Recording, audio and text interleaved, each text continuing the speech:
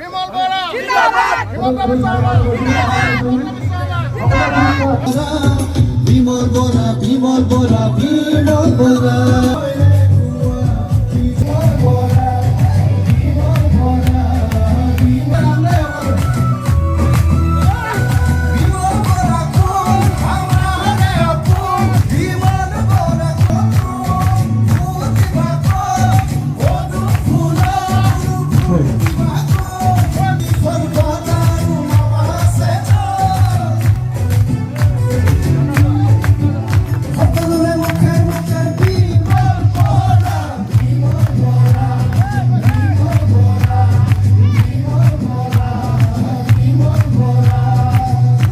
খুব ধুনীয়া ৰাইজৰ মাজত খুব উৎসাহ উদ্দীপনাৰে আমি এই নিৰ্বাচনত অংশগ্ৰহণ কৰিছোঁ।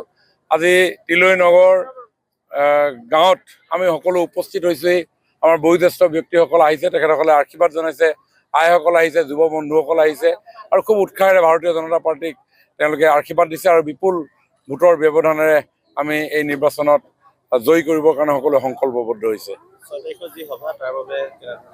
প্ৰায় 1,30,000 ৰাইজৰ উপস্থিতিৰে মাননীয় প্ৰধানমন্ত্ৰী নৰেন্দ্ৰ মোদী ডাঙৰীয়াই আমাৰ এই ডিব্ৰুগড় চৰাইদেউবাসী ৰাইজক তেওঁ সম্বোধন কৰিব এখন বিকশিত আত্মনিৰ্ভৰ অসম নিৰ্মাণৰ কাৰণে। সকলো যাব পাৰে, সকলোৰে অধিকাৰ আছে, কোনো প্ৰভাৱ পৰিবলগীয়া কথা নাই। ইয়াত JMM ঝাৰখণ্ড মুক্তি মৰ্চা, ঝাৰখণ্ডৰ মুখ্যমন্ত্ৰী ইয়াত ঘূৰি আছে। ঝাৰখণ্ডৰ মুখ্যমন্ত্ৰী ইয়াত অৰুণোদয় দিব পাৰিব নেকি?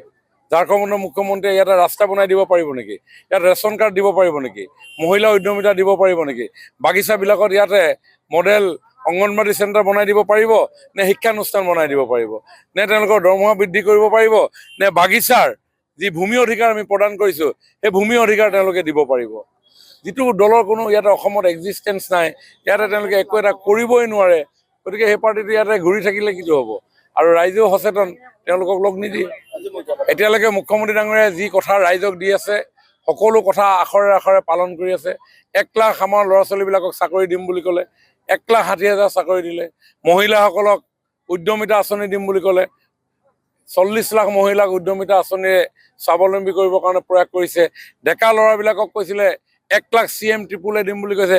মই উদ্যোগ মন্ত্ৰী হিচাপে 1 লাখ যুৱক যুৱতীৰ হাতত 2 লাখ টকাকৈ হাতত আমি তুলি দিয়া কাম কৰিলোঁ। অহাবাৰ 10 লাখ দিম বুলি কৈছে, আমি সেই কাম কৰি ল'ম। আমি বিহুক বিশ্ব মঞ্চলৈ লৈ যাব বিচাৰিছিলোঁ, আমি সকলোৰে আগত বিহুক দেখুৱালোঁ। গতিকে মুখ্যমন্ত্ৰী ডাঙৰীয়াই যদি চিলিণ্ডাৰ দিম কৈছে ৰাইজে পাব। যদি মুখ্যমন্ত্ৰী ডাঙৰীয়াই চাহ বাগিচাৰ মজুৰি বৃদ্ধি কৰাৰ কথা কৈছে, ডেফিনেটলি বৃদ্ধি হ'ব, কাৰণ যোৱা দিনবিলাকত মোৰো বৃদ্ধি হৈছিলে। মাটি পট্টা দিম বুলি কৈছিলে, আমি দিলোঁ। গতিকে সকলো কামেই ভাৰতীয় জনতা পাৰ্টীয়ে যি কথা দিব সেই কাম আমি কৰিম। কিন্তু এতিয়া মোদী ডাঙৰীয়াৰ ইমান অসম সঘন ভ্ৰমণৰ কাৰণে কংগ্ৰেছে এতিয়া প্ৰশ্ন তুলিছে যে মোদী অসমলৈ কেলে ইমানকে আহে? আৰে মোদী অসমলৈ ইমানকে নাহে কি পাকিস্তান যাব নেকি? পাকিস্তানলৈ যাব নেকি আমাৰ প্ৰধানমন্ত্ৰী? তোমালোকেতো নেগলেক্ট কৰিছিলা, তোমালোকেতো উত্তৰ পূৰ্বাঞ্চলক মাহিয়াই দৃষ্টিৰে চাইছিলা। সেইকাৰণে অসমত আলফা হ'ল, সেইকাৰণে বড়োলেণ্ড 50-50 আন্দোলন হ'ল।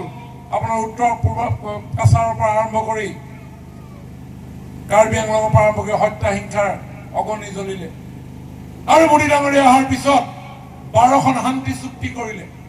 আৰু এই 12খন শান্তি চুক্তি কৰাৰ ফলত আজি অসমত শান্তি বিৰাজ হৈছে।